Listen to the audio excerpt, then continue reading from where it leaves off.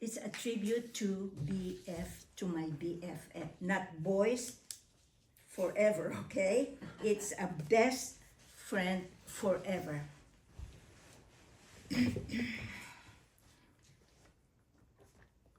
With show of hands, how many of you have been to a funeral giving a tribute or a eulogy? Eulogy or tribute? Tribute. Yeah. Tim? I'm not smart enough to know the difference, but Oh, one of them. okay. Yeah. I don't like the word eulogy. In fact, I'm going to be doing my own eulogy. Okay? Now, my speech is a tribute to my best friend forever.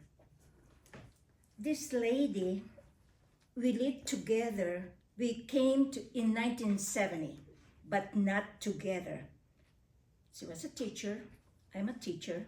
We both got an immigrant status. There are 4 of them that came all at the same time.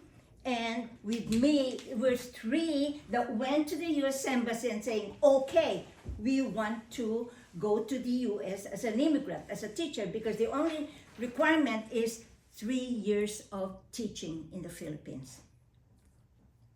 I went through, but my 2 co-teachers, they said, no, I cannot leave my family or I cannot leave my parents. I pushed it through.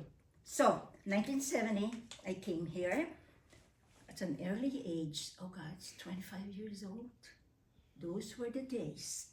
Now, with my friend, her name is Ophelia Poyawan. We lived together for almost 7 years in the same apartment.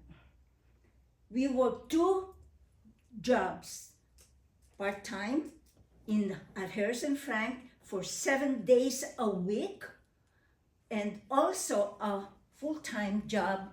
Well, she taught for probably like say less than 6 months, but I didn't go to teaching at all because I'm not so used to be teaching here. So I went straight to banking. And with that banking, I started with Bank of America, probably $250 a month, but I take it.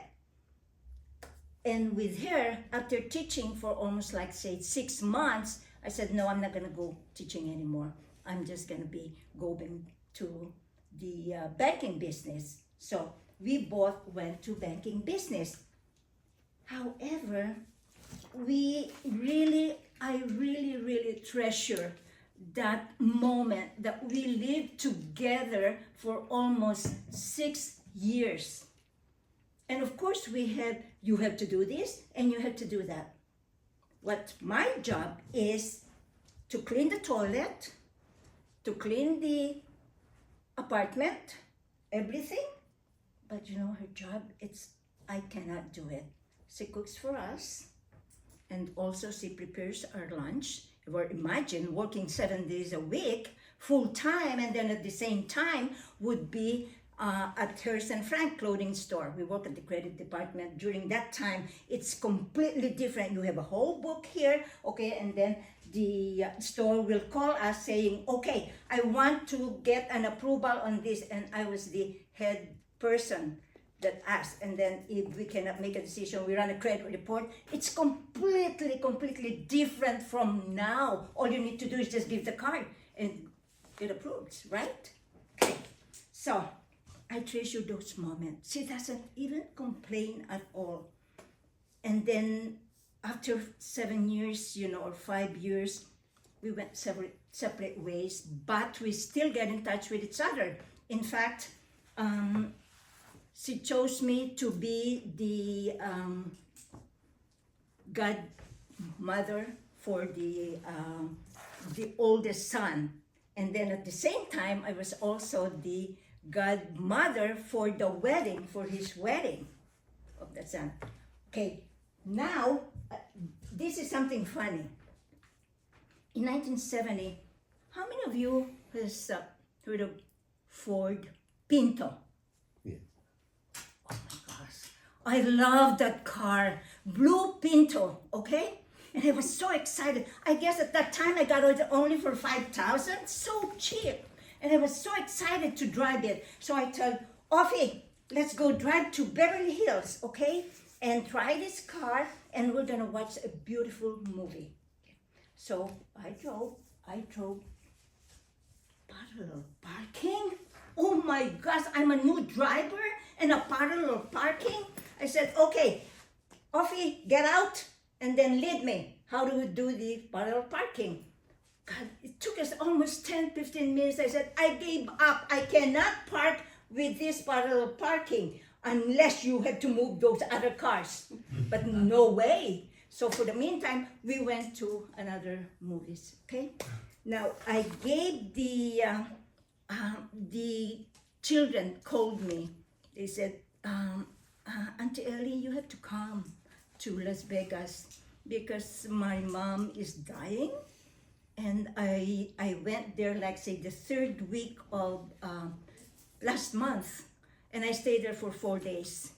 She was released from the hospital, and they made a decision to stay in the one of the sons' house instead of going to a hospice. So I was able to talk to her. She knows me, she can hear, but she cannot talk anymore. But I was there holding her hands, okay? Said, we're gonna be okay. And then she passed away. But then going to the mortuary now, it takes another 2 weeks. So I came back, like say, second week of February, because I want to be there at the mortuary, and then to the Catholic Mass at all. And I gave this tribute to my friend, and I was crying, but I said, no, Offie. I said, I'm gonna be catching the next train if I make it to heaven like you, but I'm gonna do the best I can to be with you together. And I was holding her hand when she passed away. Toastmaster.